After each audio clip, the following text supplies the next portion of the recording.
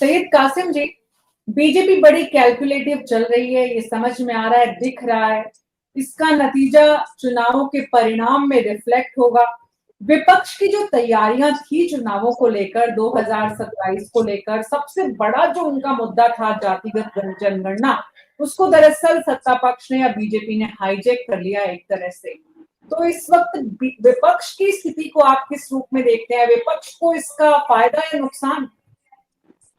देखिए, ऐसा है मीना जी की जब हेमंत जी ने जितनी तफसील से इस पर रोशनी डाली है, मैं इसमें थोड़ा सा इसमें ऐड करूंगा कि भारतीय जनता पार्टी से सरकार तो भारतीय जनता पार्टी है ना, दिल्ली में भी है, यूपी में भी है। विपक्ष की मांग थी जातीय जनगणना हो, मांग स्वीकार कौन करेगा? सरकार करेगी। तो सरकार ने विपक्ष की मांग स्वीकार कर ली। अब जब स्वीकार कर ली तब विपक्ष को परेशान नहीं होना चाहिए ना, लेकिन परेशानी की वजह कुछ और है। बिहार की जो नीतीश कुमार ने कराई थी सर्वे टाइप की जो जनगणना थी, उस सर्वे में जो जातियां निकल के आई, उनकी आबादियां निकल के आई, उसने लालू प्रसाद यादव की पार्टी के माथे में पसीना आ गया। उत्तर प्रदेश में भी वही स्थिति पैदा होने जा रही है। जब जनगणना होगी कि बस आप चुनाव से के पहले आप जनगणना करा रहे हैं, भाई चुनाव से पहले ही तो आप मांग रहे थे। अब सरकार ने आपकी बात को स्वीकार कर लिया है, तो आप उसको उससे ताली बजाइए, शुक्रिया अदा कीजिए और कहिए ईमानदारी से हो, जितनी जल्दी संपन्न हो सके। मुझे लगता है भारतीय जनता पार्टी की सरकार सैंपल तो करा ही लेगी। कम से कम ये पता चल जाए कि उत्तर प्रदेश में यादव कितना है, कुर्मी कितना है, निषाद कितना है। उसके बाद आपके जो 4-5 बड़ी बिरादरियां हैं, चौहान है या सैनी है, निषाद, ये सारी बिरादरियों का राजभर है, इनके कम से कम डेटा आ जाए। तो ये चीज जो अभी हेमंत जी ने कही ना कि अखिलेश के अलावा कोई चेहरा नहीं है समाजवादी पार्टी के पास। भारतीय जनता पार्टी के पास अपनी पार्टी में भी चेहरे हैं, उसके बाद उनके सहयोगी दल भी, भाई निषाद भी उनके पास सहयोगी सहयोगी दल है, कुर्मी भी उनके पास सहयोगी दल है, तो आपके जो राजभर है वो भी उनके पास सहयोगी दल है। तो उनके पास सहयोगी दल की भी एक अच्छी बड़ी जातियां जो है उनका सहयोगी दल भी है। लेकिन वो अपने आप ही उनकी लीडरशिप तैयार कर रहे हैं। दूसरे राज्यों में उन्होंने मुख्यमंत्री दे रखे हैं, यादव भी दे रखा है, सैनी भी दे रखा है। तो वो सारी चीजें, उसका असर उत्तर प्रदेश में तो पड़ता ही है। उत्तर प्रदेश में उसकी गूंज तो पड़ती है। तो विपक्ष के लोगों में, विशेषकर उत्तर प्रदेश बिहार के जो राज्य हैं, इसमें विपक्ष में कौन है? विपक्ष में ओबीसी में यादव बिरादरी का ही नेतृत्व है, उन्हीं का विपक्ष में वो रहे तब यादव, क्या कहते हैं, सत्ता में आए तब यादव।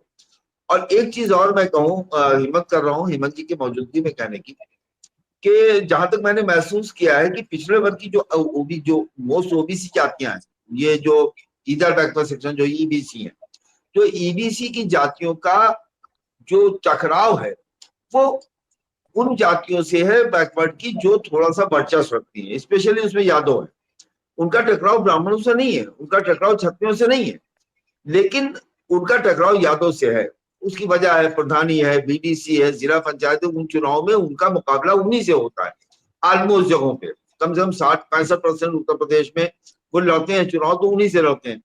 और ये चीज फिर ऊपर आने के बाद पार्टी बंदी पैदा करती है। और चुनाव में पार्टी बंदी जो है वो अब जाति है कि जाति नहीं वाला जो मामला है, वो हमारे देश, उत्तर प्रदेश से निकल के देश में पहुंच चुका है। अब जाति और जात के साथ गोत्र भी देखा जाने लगा है मीनू जी।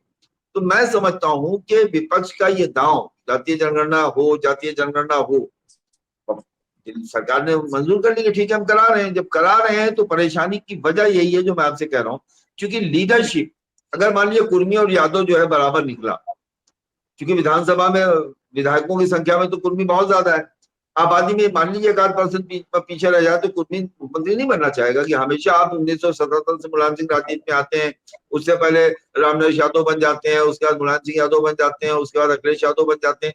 तो ये इसी तरह बिहार में लालू यादव और अपने बेटे तेजस्वी को करना चाहते हैं। तो आखिर हुआ क्या? वहां की जो अदर बैकवर्ड था वो नीतीश के पीछे लामबंद हुआ, भारतीय जनता पार्टी या लालू जिसके साथ भी गए उन्होंने मुख्यमंत्री बन के दिखाया। तो ये चीज उत्तर प्रदेश में भी बढ़ेगी विपक्ष के लिए।